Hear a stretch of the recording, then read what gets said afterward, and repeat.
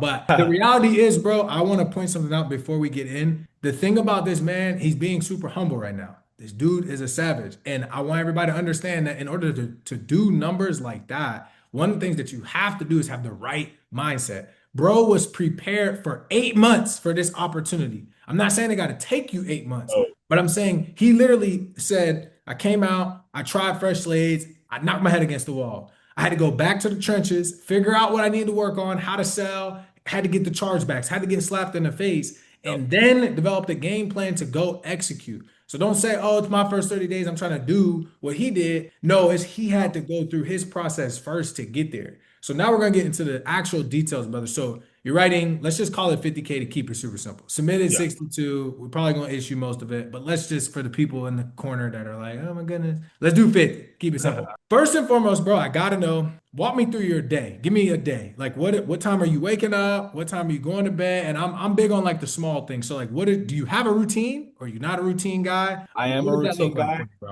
I'm gonna be honest, bro. I'm a routine guy. I'm a routine guy, but I've been slacking recently, right? I've been I slacking appreciate the recently. accountability. Yeah. When I first started my first month, I would wake up at 5 a.m. I'd go to the gym for like an hour 30, right? Come Mhm. back. I read the Bible every day for 13 minutes. All glory to Jesus Christ, right? So I read the Bible for 13 minutes every single day. Then I read a personal book.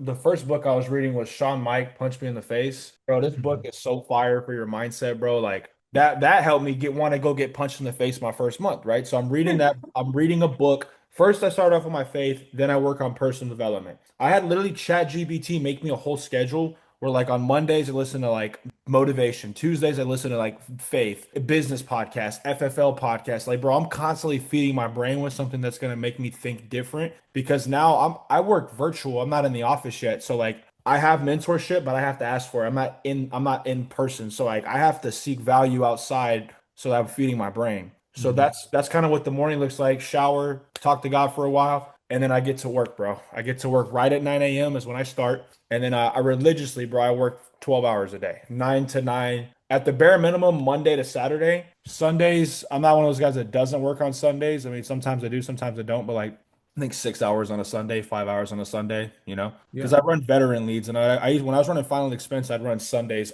all day long, but like the veterans are a little less inclined to want to talk to you on a Sunday. So, Yeah.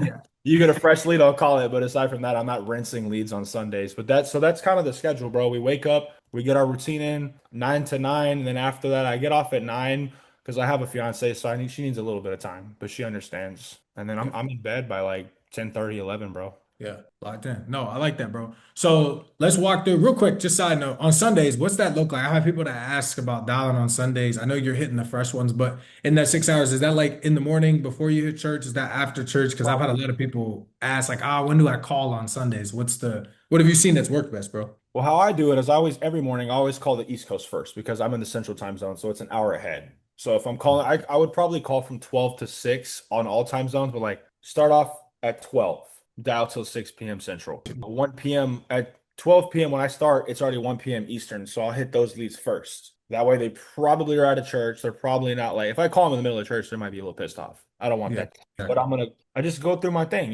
But sometimes Sundays are for rebuild, like resetting. They're for strategy. They're for like, okay, what are my targets this week? Yo, I gotta get some admin stuff handled because I don't have a staff yet. I have to do some back end stuff, and I just kind of prepare my week. But if I'm dialing, it's just 12 to 6. At the end of the night, I'll probably lay low again. Like sometimes you got to sit back and sell yourself the dream too, bro. Like that's one thing I don't do enough, bro. Like I love the work, so I don't have to live in the dream because I love working, bro. But it can get tiring, bro. So you got to sell yourself the dream. So sometimes we'll go to open house, we'll do things to be like, yo, that fires me up. Now I have something to look forward to this week, bro. You know what I'm saying? Yeah, do know 100%, bro. Me and my wife, we call it a mental diet, man. Randomly on Sundays, bro, we'll just ride around. We'll pick 3 million plus cribs, bro. Just geo track on Zillow. Go find where there's a bunch of them. Pull up, make sure it ain't no like gates or a lot of them, bro. We just ride around, bro. Sometimes we get out the car and just walk, bro. You know what I mean? And just talk, bro, and like soak it in, bro. Make sure that you see, like, okay, God, like this is what you're doing. All right, cool. Like Holy Spirit's gonna give you those nuggets throughout the week because you already put yourself there. So side note, that's fire. Now let's talk about dialing. So how are you working leads, bro? You're waking up, let's call it Monday. You did your reset. did what you need to do. You obviously you're on the drip lead, so they're coming in. You just buying leads galore. And then Right. Monday comes. Are you working from bottom to top? Are you starting from the top? Are you hitting the newest ones that came in? Like, how are you starting at 9? What is your first, like, what is your process? And then how are you just working methodically throughout the day, bro? So when I first started, when I didn't have as much of a surplus of leads, I would just go from bottom to top on the East Coast and work Mhm. all my East Coast leads on my different sheets, right? I would go East Coast, bottom top, and then Central, then Mountain, then Pacific time zone. Then if it's like, some Alaska, you don't get a whole lot of Alaska and Hawaii fresh leads. It's just you don't get those. Then I'll dial some of those. Then I go back by the end of that. It's probably 3 or 4 Central. It's getting late on the Eastern. Go through, swoop them back up and do the same thing again. Because legally, you can call someone 3 times in a day. After that, you're going to get spammed. And I already do get spammed all the time, but I'm dialing like that. Now, though, that I have so many leads and I have leads that are like a month and a half old that haven't been picking up, I'm like, do I want to call this guy? Like, this is a last resort. So now I'm going freshest Eastern leads from like 3 weeks. Then I go and then I do it, but a shorter time frame. Then once I go through those, then I go back to the older leads. And then that's what I do. But by the evening, though, let's just say like 6, 7 Central. If I've already gone through my leads a couple of times, then I start dialing age leads. I start dialing leads in the Mountain time zone, Pacific time zone, Alaska and Hawaiian time zone. So that way I have inventory, bro. So you're just your whole goal is just I'm hitting numbers, bro. Like I'm I'm in there hitting them. making. I'm not the best at sales, bro. There's guys in my agency that can sell life insurance at a higher level than I can, but if I outwork them and I outinvest them, then my skill set will catch up, and then I'll be able to slowly work the leads in a different, more efficient way. Yeah, dude, are you calling off of yourself? Yeah, I got my personal. I don't know. I call it my business phone right here, bro. I got two Yeah. numbers on it, but I need to get a dialer, bro, because I'm literally on. I can't even FaceTime audio nobody right now, bro. It happens like every other week. I'm spammed. Damn. Yeah, Yeah, yeah, yeah. grind. We need to get you in the dollars. Okay, cool. So now let's step into the intro real quick, bro. What are you saying on the intro? Are you saying something different for like a lead if it's brand new or if it's aged, or are you treating it all the same? And then you don't have to say the intro verbatim, but just walk me through your sales process at a high level, like from intro to qualification. Are you giving them your Yeah. credentials? How are you building value? How are you closing? Are you pitching 3 options? Like this is where you can go masterclass, bro, and kind of take over for the next 5 minutes or so, 10 Yeah. minutes, and give us game, bro, on how to close, bro. I'll give you the intros. Why not? Right. I mean, it's nothing crazy, right? I call veteran leads. Veterans are typically more firm men. They don't want you to be like, "Hi, this is Trey." You got to have some bass in your voice, right? So let's say it's a fresh lead.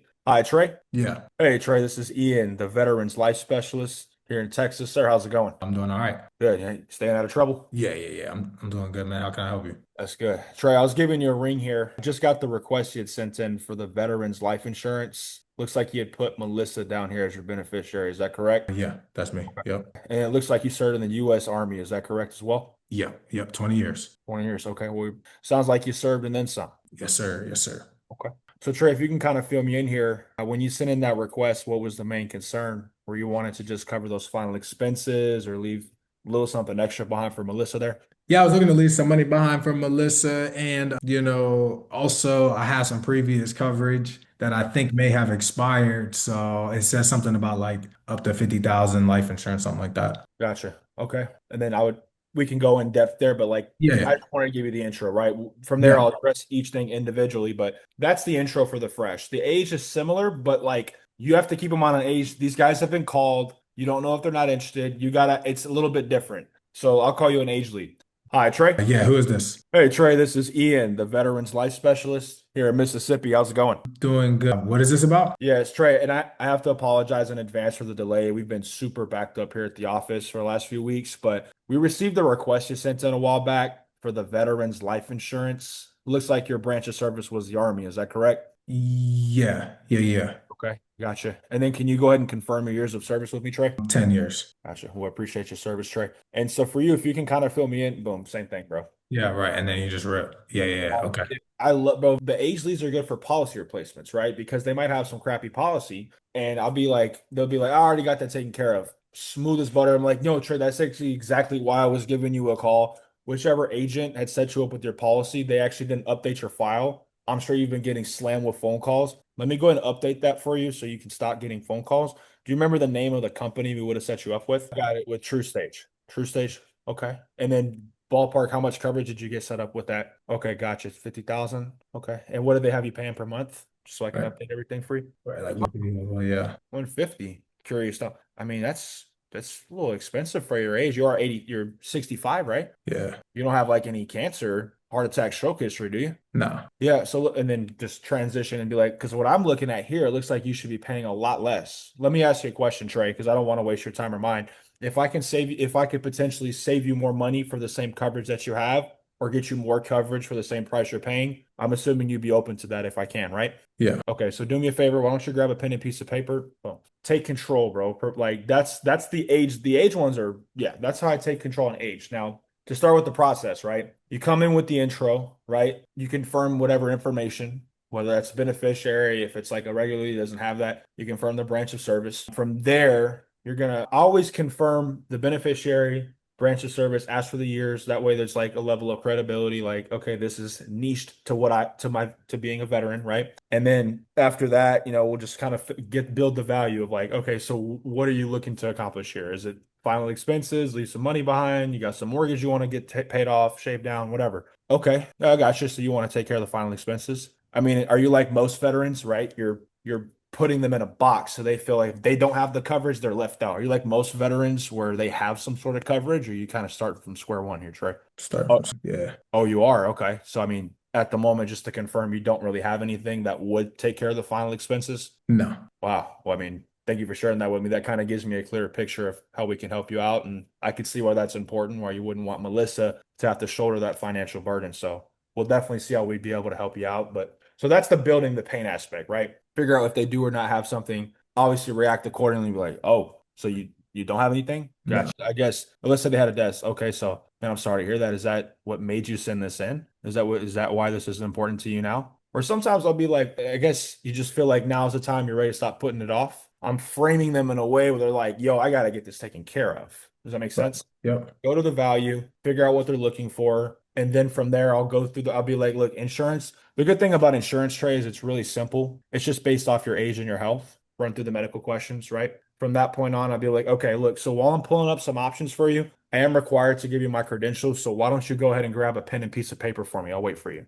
Just being assertive, bro, right? They grab Hmm. the paper, go to the medical. I have them write down my name, phone number, NPN, send them a picture of my license. At that point, then I transition into the budget. I'd be like, obviously, everybody wants to have the lowest price on any life insurance, right? But just so I can get an understanding of how much coverage we can get you, what do you want it to keep the monthly budget under? Are you wanting to keep it under 300, 200, 150 a month, more or less than that, whatever. And then boom, start go off the options. And then Mm. after that, transition to the app. So I'll be like, okay, so for you, I guess obviously when you're looking at those three options, Trey, I'm sure one of them sticks out more than the others and would make more sense for you. Which one would that be for you? The option A. Okay. And then just to confirm, that was for the 10,000 for the 6381 a month, correct? Okay. And I know you said you don't have any life insurance any right now. So are you familiar with how this works? You want me to fill you in there? Yeah, yeah, no, I'm pretty new to it. Okay. Yeah, it's real simple. It's not like the old days. You don't have to, don't worry, we're not going to send you to an office where you get your finger pricked for blood or you have to take a urine test, right? We're going to actually just do everything what's called simplified issue, meaning we get you an instant approval, whether that's in a matter of minutes or worst case scenario by the end of the day. Sound good? Awesome. And then just to confirm the spelling of your name, I confirm some more information, transition into the app. The moment they pick the option, I'm not sitting and let them think about it too long. We're confirming a piece of information and we're walking through the application. Make sense? Now, I don't always ask questions that's on the application. One thing that I think would help those that struggle with social objections is leading up with medical questions. So I'll be like, hey, let's say I'm running a veteran. I'll be like, okay, I'll get all the information before the social. That's the last part I get. But like before, like you have to go to the medical questions, right? Be like, okay, Trey, so are you going? And then when was the last time you saw your primary care physician? A couple weeks ago.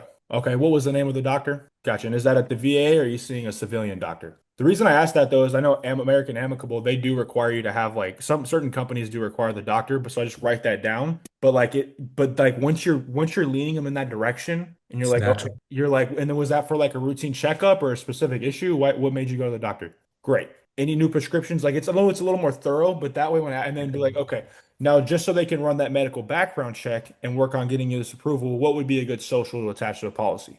Always get it, bro. Rarely do I have that objection, bro. Once you got that, you go through those medical questions, get the beneficiaries. I'm always writing down like the beneficiary's birthday because some carriers will ask that. I've gotten to a point where I know what all the apps are going to ask, so I make sure I have that information in case I need to pivot to carriers, other carriers. Make sense? Yeah, 100%. Get the banking, and then we go to the upsell or the downsell, just depending on their budget and kind of feeling it out. And then good news, bad news, boom, you're stuck with me for life. Yeah, dude, butter, bro. First of all, I appreciate you for sharing that. Definitely a game. I remember, quick side note before I address what you said. There was a carrier, I don't know. You guys don't have Prosperity anymore, right? That's I not. don't think I've never Yeah, sold with them. dude, that was like they would like pre-qual you before you got even to at some point. But basically, I could figure out what they were going to be, and it was like that rate across basically like seven carriers. And me and my boys, we had like a little process. It was fire though, bro. So I could figure out like, okay, they're gonna get standard, and then I would go to like America or wherever and put them into a better rate or something where I, could get whatever I'm looking for. So, but dude, that's fire. What you writing everything down, and I actually really like how you frame that with, kind of associating that process to what they're already used to, when you're already in that doctor's office or whatever, so they can kind of feel the naturalness of that.